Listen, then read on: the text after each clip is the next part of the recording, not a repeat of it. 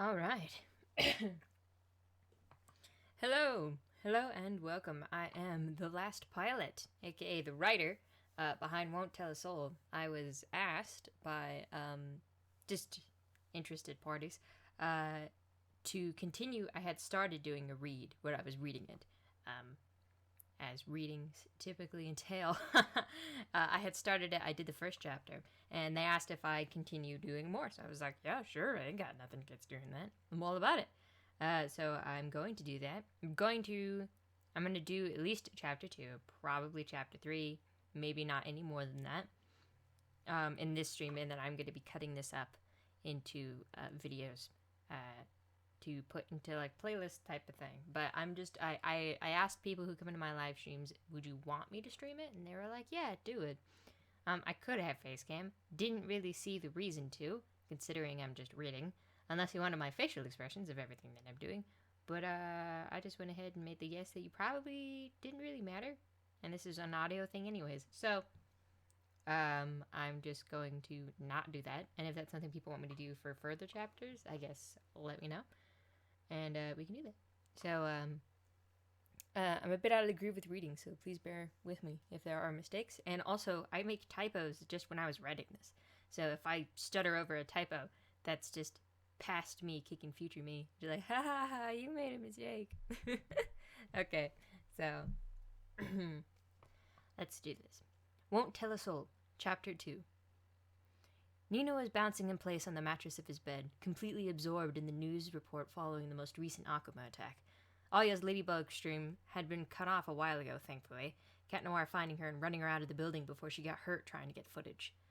The dust was starting to settle inside the school, and the news van waited anxiously on the streets, hoping that they had seen the end of the destructive tremors. Nino couldn't help the giddy laugh when on the footage, hundreds witnessed Ladybug's miraculous cure restore many of the surrounding buildings, and the crowds gathered started to cheer, knowing that they had won. Still, though, he dropped his head in his hands in pure relief when he saw Ladybug walk through the main doors of the school with Cat Noir, the pair of them waving to the press and assuring them that all was well. He couldn't stop thinking that entire time about shy, cute Marinette fearlessly facing endless bad guys. She was Ladybug. She was tough, unstoppable. But crap, he worried anyways. Holy hell, Marinette was a ladybug. It still hadn't settled. He doubted it ever would. He looked up at the screen when he heard her voice, seeing Ladybug politely but quickly trying to escape the press.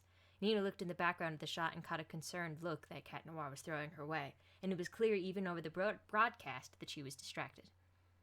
Her hand flashed up to her earrings then, her distraction growing even worse. Suddenly she turned around, running to Cat and urgently telling him something, whatever she had to say obviously of a great shock to him. Is she telling him I found her out? Nina worried, having a quick waking nightmare of Cat Noir showing up in his house and threatening to keep it a secret.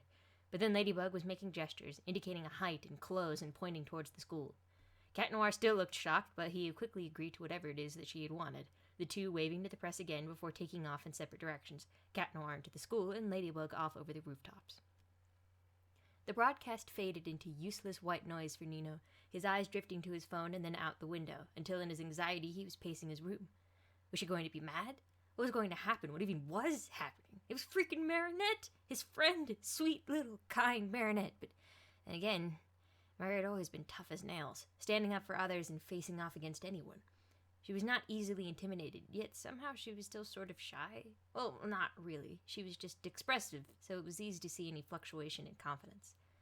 The more he thought about it, the easier it was to picture her as a hero. Not all that much had changed. But holy crap! He was friends with Ladybug this entire time! The hero herself! Nino froze, something occurring to him for the first time, and then he was doubled over with laughter. Marinette was Alia's best freaking friend, and she was Ladybug? The number one person Alia was always trying to find was literally with her all the time. Holy hell, Alia would probably pass out if she knew, which she wouldn't, because he would never tell her or anyone else, but still, it was funny to imagine. Oh, wow, man, he was in on it. He was in on the big secret. He knew who she was. Would things be different? Could they talk about her battles and super crazy magic stuff just all the time now? Oh, man, he wished he could tell Adrian. He would freak out. His laughter and good humor was dulled instantly by a fresh pang of worry, and he checked his phone again. Still nothing. Had Ladybug found him yet? Was she already on her way? What was he even going to say to her when she arrived? Would she come as Ladybug or Marinette? He let out a not-so-manly squeal of surprise when his phone's loud tone broke him from his thoughts, and he felt his nerves shoot through his body like electricity when he read the contact. Marinette. Can you meet me at the park by my house? We need to talk. He stared at the bright display on his phone for a second when he swallowed, his throat suddenly feeling dry. Now that he knew without a shadow of a doubt that Marinette could kick his ass 6 ways to Sunday, a message that blunt was more than a little terrifying. He took a deep breath, forcing himself to remember that this was still his friend he was talking to. After a moment's more delay, he typed out, I'll head over now. Did you find Adrien? Is he okay?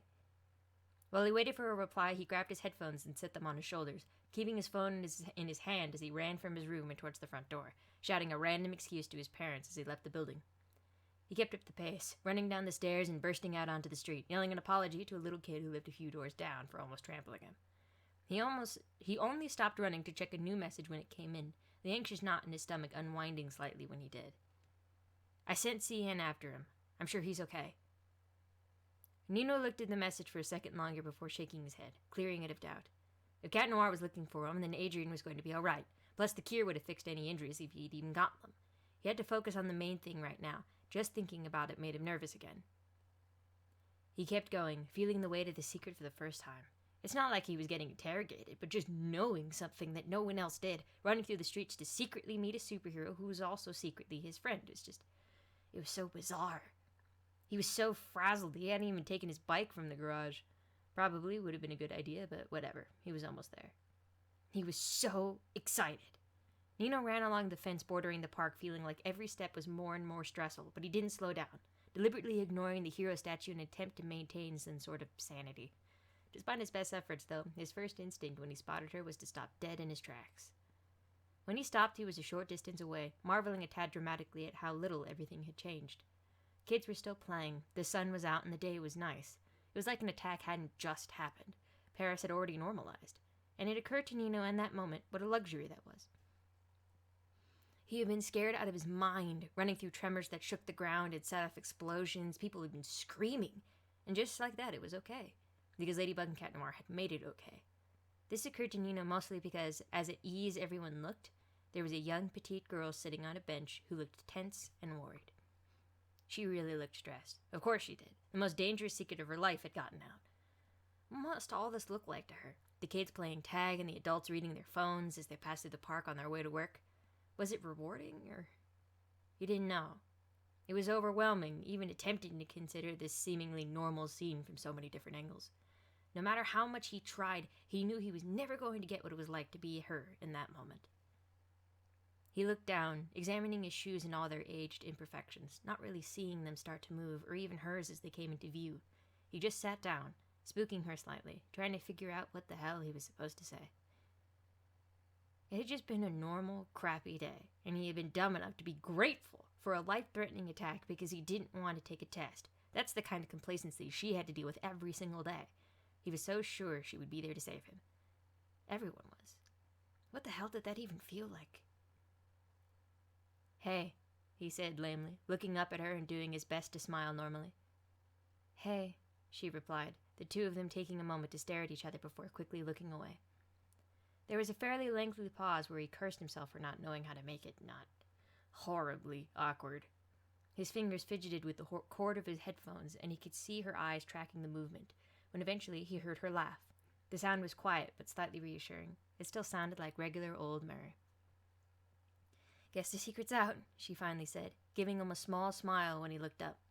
He held the look for a moment more before sighing, closing her eyes and shaking her head so that her pigtails swayed. I guess something like this was going to happen eventually. I'm just glad that it's you. His eyes widened at that. You're glad? Her smile grew a little and she giggled. Well, preferably no one would have known, but a Fred finding out is better than a stranger. I know I can trust you. Of course you can, he reassured her regardless, his twisted anxiety taking a temporary back seat to his excitement. I'd never rat you out, Mary. I swear I won't say anything to anyone, no matter what, not even if I was at gunpoint. To her credit, she still smiled, but he could see something like worry in her eyes. Her voice was a little more serious when she spoke again. Nino, now that you know, you have to kill me? He joked, and she huffed good-naturedly. I'm serious, Nino. Her tone was subdued and it made him sober up a little. This is a dangerous secret. If anyone were to catch on that you even knew about it, you would be in danger. That's why I never told anyone." "Hey, Spots, I've seen the superhero movies," he announced with a grin, biting back a snicker at the expression she pulled in reaction to his spontaneous nickname. He lifted his hand, ticking off things he understood. "Heroes don't tell loved ones about their part-time heroing, because to do so would put them at risk. If one of them knew and it was discovered that they knew, they could be used as leverage, which, like, almost never ends good. So heroes don't tell people, which is sort of the point. But I don't care." Mary blanched, looking at his smile as it grew more and more confident. "What do you mean you don't care? You just summed it up. This is a big deal. If Hawkmoth—" "Are you planning on telling him?" Nino interrupted, cutting in again before she could respond. "There is no reason anyone should find out that I know anything I shouldn't, and even if they did, I'm not going to tell anyone. I promised." "Nino," she scolded, looking concerned by how not concerned he was. "That's not what I'm worried about. I don't want you in danger." "Well, it's what I'm worried about, and I know I won't say anything, so we're square, dude." She stared at him open-mouthed, in utter disbelief at how wide he was smiling. "You're still at risk," she reminded him, and threw her hands up in exasperation when he shrugged. "Let's not freak out about something that isn't a problem, B," he said with finality, looking past his nerves and now just pretty pumped about all this. She sighed, her head in her hands, as she asked without looking up, "B?" "Yeah, for Bug. Calling you LB would be a little obvious. B could be anything." "No," she groaned, and he just laughed, his fist pumping the air. "This is so frickin' cool," he finally said, his still laughing in exhilaration, looking around before saying, "You're a superhero, dude." She looked up at him with a sarcastic expression. "Oh, really? I hadn't noticed." "Oh, come on," he chastised her, shaking her shoulders in excitement. "Let me be pumped about this. How does it even work? How did you get your stone? Can anyone have a stone, or are you like the chosen one? Does Cat Noir know who you are?" She sighed and rolled her eyes, and he could still see the twitch of a smile there. In order, she said, it's complicated, I don't know, and no, he doesn't." "How long have you been a hero? Have you always been Ladybug? Have there been Ladybugs before? Do you know who Cat is?" "A while. Yes, if you mean like the only one in Paris. Yes, and no, I don't." "This is so cool," he said again, actually jumping up from the bench in jubilation and gaining some attention.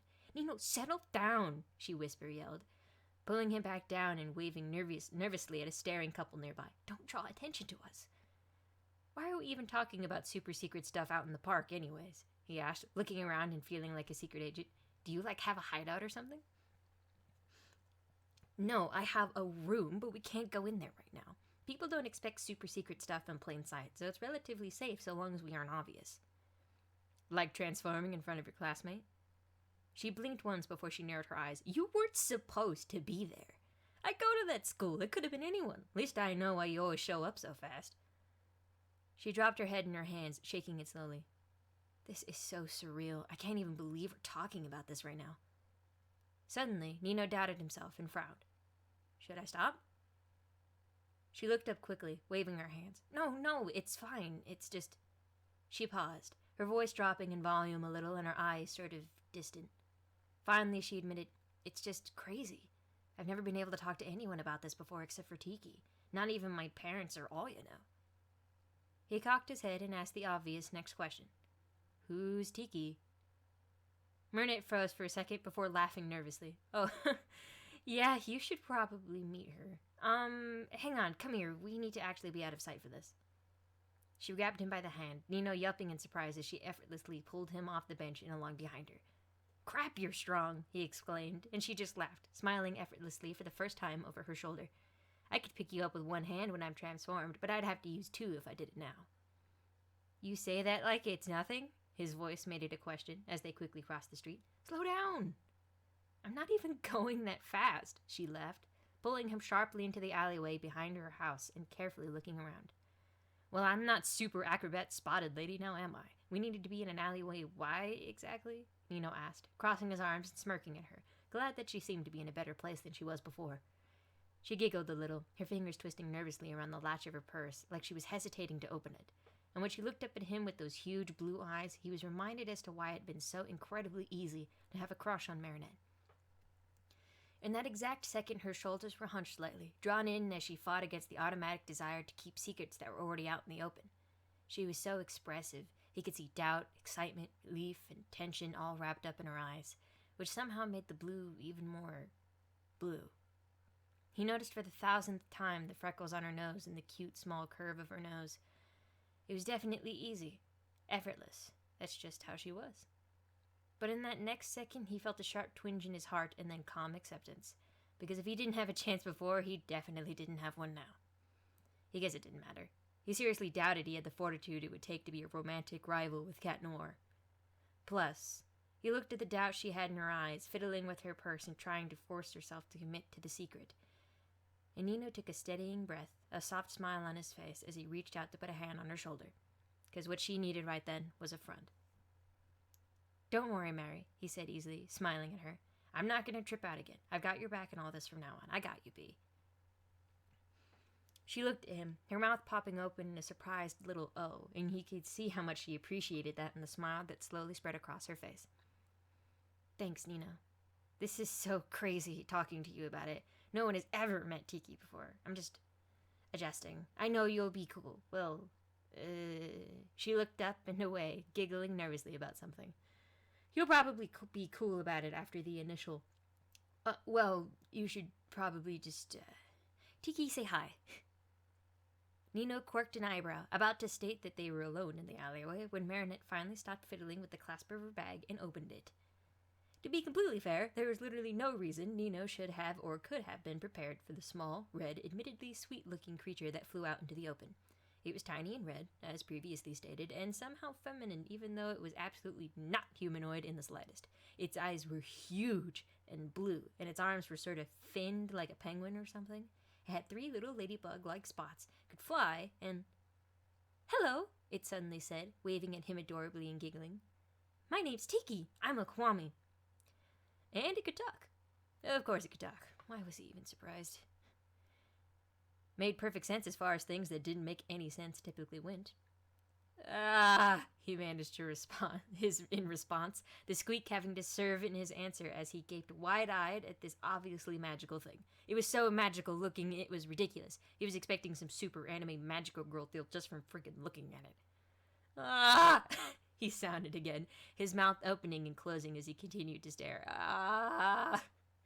"Please don't start screaming again," Marinette chimed in, glancing nervously out towards the main street. But she was biting back a pretty loud laugh herself. His face was ridiculous. The, Kwami thing floated up to his face, seemingly pretty adjusted to this type of reaction and just continuing to smile. She grabbed her tiny feet and sort of swung in place in the air, waiting for him to reboot his brain with crazy magical shit in mind. "Hey," Nino finally said, after a fairly lengthy pause. "Hello. Hi, I'm Nino." Tiki giggled again. It was so adorable, it was criminal. "Yes, I know. I'm with Marinette all the time, and I know all her friends, even if I've never met them." He stared for a little while more, and he was aware of Marinette snickering into her hand off to the side, but Tiki was being very patient. I'm assuming you have something to do with the, magical part of all this?" Another giggle. "Yes, that's an easy way to put it. I'm a Kwami. I used the miraculous stone in Marinette's earrings to turn her into Ladybug." What's a Kwami, exactly?" She smiled at him, looking small and rather unassuming as she said, "I'm an ancient and powerful god that's been here since the dawn of time."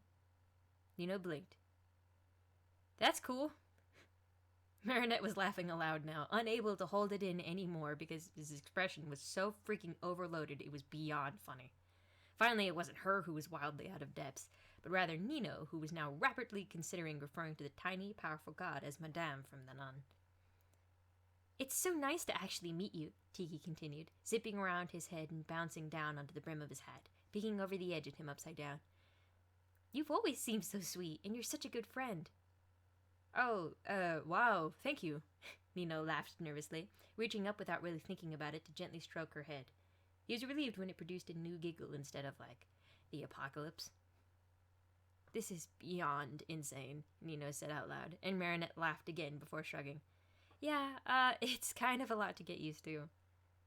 And I am just going to have to get used to it, because I want to be a part of this and help and stuff, so this is just the sort of stuff I'm going to have to need to expect from now on." Nino nodded resolutely, muttering an apology to Tiki when he accidentally almost shook her off. Marinette sighed, her hands on her hips as he looked up at her friend. searching his expression for something.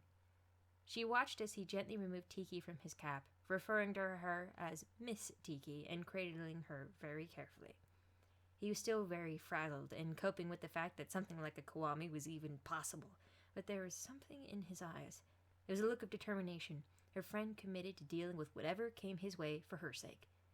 He wanted to be a part of her secret, the one that felt so incredibly heavy and lonely sometimes.